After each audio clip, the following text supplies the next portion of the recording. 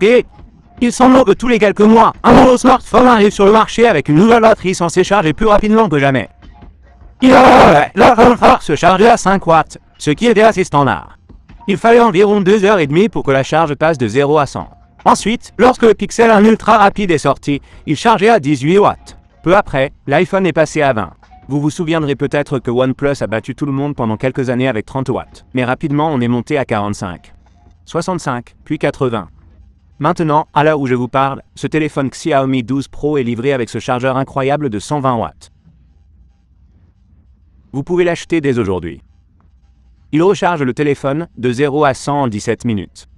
Et puis il y a quelques semaines à peine, Oppo a fait une démonstration. Ce n'est pas encore disponible. Mais on chargerait théoriquement à 240 watts. Et batterie de 0 à 100 en 9 minutes. C'est assez incroyable. Et puis, comme vous l'avez peut-être remarqué, comme moi, à peu près chaque fois qu'une de ces démos est publiée quelque part, la plupart des gens commentent « Je ne veux pas de ça sur mon téléphone ». C'est sûr qu'il va surchauffer. Ce sera une chance qu'il tienne la charge plus de 5 minutes avant d'exploser. Les gens de tous horizons sont universellement convaincus que cela ne peut en aucun cas être bon pour la batterie de votre smartphone. Ce qui leur fait réfléchir. Si c'est vrai, pourquoi ces fabricants continueraient-ils de faire ça? La charge rapide détruit votre batterie. Alors je me suis plongé à fond dans le sujet. Beaucoup de recherches sur Google, beaucoup de lectures d'articles, beaucoup de conversations avec plein de points de vue intéressants, et voilà le résultat. La chimie des batteries s'est améliorée au fil du temps, mais aujourd'hui, tous les téléphones utilisent des batteries au lithium-ion ou au lithium polymère. Et leur façon de fonctionner est qu'elles ont un côté positif et un côté négatif. Les ions lithium circulent du côté négatif vers le côté positif à travers une solution électrolytique liquide. Qu'ils circulent dans le circuit. Cela permet au téléphone d'être alimenté par la batterie. Cependant, lorsque ce flux est terminé, la batterie est à 0% et complètement morte. Ainsi, recharger la batterie revient à déplacer ces ions du côté positif vers le côté négatif à travers cette solution électrolytique. La première chose à savoir sur le chargement d'une batterie est que les batteries sont un peu comme une éponge. Elles absorbent le plus d'énergie lorsqu'elles en contiennent le moins. Et puis, alors elles se remplissent, elles ne peuvent pas absorber aussi efficacement, et il y a alors une perte d'excédent. Avec une éponge, il y aurait juste de l'eau qui passerait. Avec une batterie, c'est en fait un excédent de chaleur. Et donc, ce qui se passe, c'est que la charge se fait plutôt suivant une courbe. Ces chiffres, avec la chaleur rapide de 100 watts et 150 watts, ne correspondent pas au taux de chaleur constant. C'est juste le point culminant, le maximum dont elles sont capables. Mais elles ne correspondent généralement que brièvement au taux réel. Ainsi, un chargeur rapide de 65 watts, par exemple, avant 65 watts seulement pendant les premières minutes. Assez tôt durant la charge en cas de batterie faible, puis diminuera progressivement et ne fera qu'une charge de maintien à une puissance inférieure après environ 80%. Et vous pouvez réellement le constater en utilisant l'un de ces câbles de geek avec un écran, qui vous permet de voir exactement la quantité d'énergie que votre téléphone reçoit pendant que vous le chargez. Je mettrai un lien sous le bouton j'aime. C'est la batterie se dégrade avec le temps. L'iPhone, comme vous le savez sûrement, vous permet de le visualiser, il vous montre le pourcentage. Donc, si vous marquez avec la santé de la batterie, vous pouvez de direction entre iPhone Donc, ce 13 Pro que j'utilise est à 97% de la capacité qu'il avait lorsque je l'ai acheté il y a 5 mois. Alors pourquoi cette capacité baisse? C'est la vraie question à laquelle nous essayons de répondre. Et il s'avère qu'il y a plusieurs raisons liées à la dégradation des batteries. Ce sont de petites choses fragiles. Stockage très dense en énergie. Elle n'aime pas être exactement à 100%, ni à 0% non plus. Et elle se dégrade naturellement au fil du temps, au fur et à mesure qu'elle passe par des cycles de charge. Les ions traversent cette solution électrolytique encore et encore, la décomposant lentement. C'est tout à fait normal et assez inévitable lorsque vous chargez encore et encore votre téléphone. Mais le facteur numéro 1 qui endommage les batteries, qui les dégrade plus rapidement que la normale, ce qui détruit votre batterie, c'est la chaleur. Les ions se déplacent beaucoup à travers ces électrolytes, mais vous pouvez considérer ces électrolytes comme des sels. Ils peuvent être assez sensibles aux variations de chaleur. Ils peuvent en fait cristalliser et obstruer les anodes et les cathodes, ce qui les empêche de stocker les ions lithium. Et comme je l'ai mentionné plus tôt, lorsque la batterie est dans l'état de charge optimale, elle est moins efficace et cette énergie supplémentaire se manifeste sous forme de chaleur, ce qui ne promet rien de bon. Il est donc clair que l'objectif ici est de minimiser tout excès de chaleur autour de cette batterie, ce qui l'endommagerait plus rapidement que la normale. Le problème est que, généralement, plus la puissance est élevée, plus vous injectez de puissance dans cette batterie, plus elle va générer de chaleur. Il semble donc que cette charge ultra rapide soit en fait clairement une mauvaise chose pour votre téléphone. Ça représente plus de chaleur générée et ça le dégrade fortement. Mais ça ne veut pas dire que ces entreprises ne sont pas au courant. Au fil des années, un certain nombre de ces différents fabricants de smartphones se sont efforcés de trouver comment charger ces téléphones aussi rapidement que possible, sans générer de chaleur supplémentaire. Si vous regardez la page de Xiaomi à propos de leur charge rapide, vous trouverez des tonnes de tableaux, de graphiques et d'affirmations sur ce qu'ils font pour contourner ce problème. Une nouvelle avancée a été apportée par OnePlus lorsqu'ils ont abandonné ce chargeur Warp Charge 30T. C'était plutôt intéressant et peut-être un peu déroutant que nous ayons le Warp Charge 30 et Warp Charge 30T et que les deux fassent 30 watts, mais le 30T était plus rapide.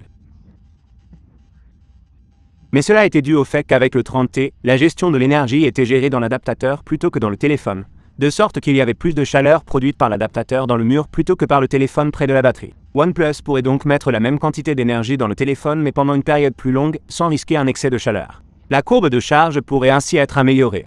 C'est donc une belle avancée. L'inconvénient est que cela donne des blocs d'alimentation plus gros, mais c'est un peu un compromis que les gens semblent prêts à faire. Nous avons vu un certain nombre d'entreprises se lancer, surtout ces derniers temps.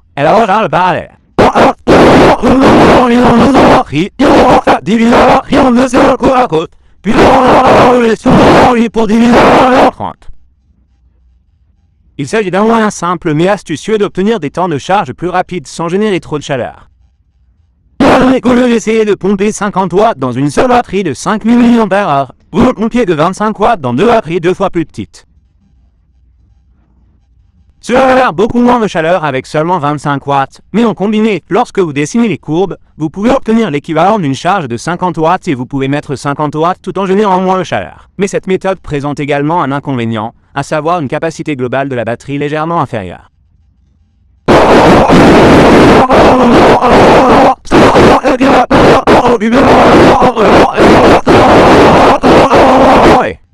Donc on obtient souvent des batteries légèrement plus petites si elles sont divisées de cette manière.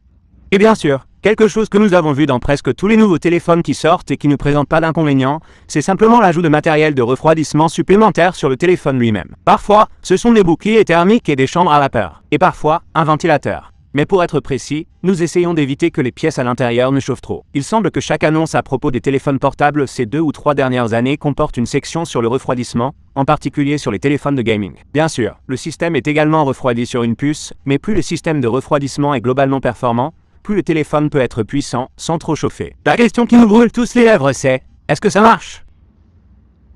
Ça pourrait être si simple, tant que le téléphone est suffisamment refroidi, on peut lui fournir toute l'énergie qu'on veut. Eh bien, il y avait l'inconvénient que j'ai mentionné plus tôt avec l'adaptateur plus grand et peut-être que le téléphone sera plus épais et la batterie de plus petite capacité, mais la question à laquelle on essaie de répondre est la suivante. Qu'est-ce qui risque de détruire votre batterie ?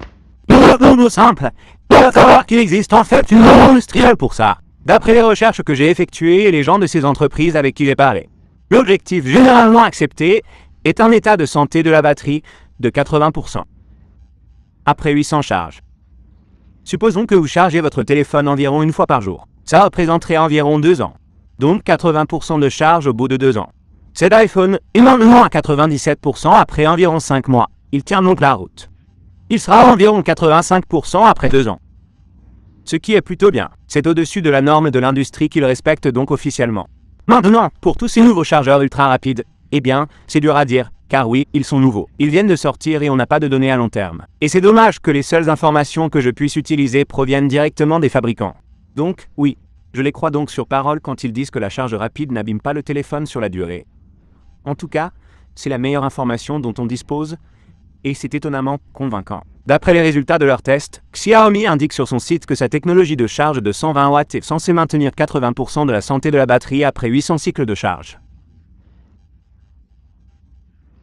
Apple sur leur site, ils n'ont pas la charge la plus rapide, mais ils indiquent 80% après seulement 500 charges. Mais comme je l'ai dit, il semble qu'ils surpassent leurs propres affirmations en promettant moins et en allant au-delà. Et puis on retrouve OnePlus, qui ont annoncé qu'ils auraient un téléphone qui charge à 150 watts cette année, et affirment qu'ils ont spécifiquement déclaré que la batterie fonctionnerait à 80% après 1600 cycles. Ça aurait plus de l'industrie, ce qui signifie qu'ils ont la possibilité de continuer à progresser. Ne vous le prenez pas, les compromis sont bien réels. Tout le monde veut un téléphone plus épais, d'un bloc d'alimentation plus gros, ou d'une batterie de capacité légèrement inférieure. Mais de mon point de vue et d'après les résultats des tests que nous pouvons consulter, fondamentalement, qu'une charge rapide ne doit pas lâcher la durée de vie de votre batterie.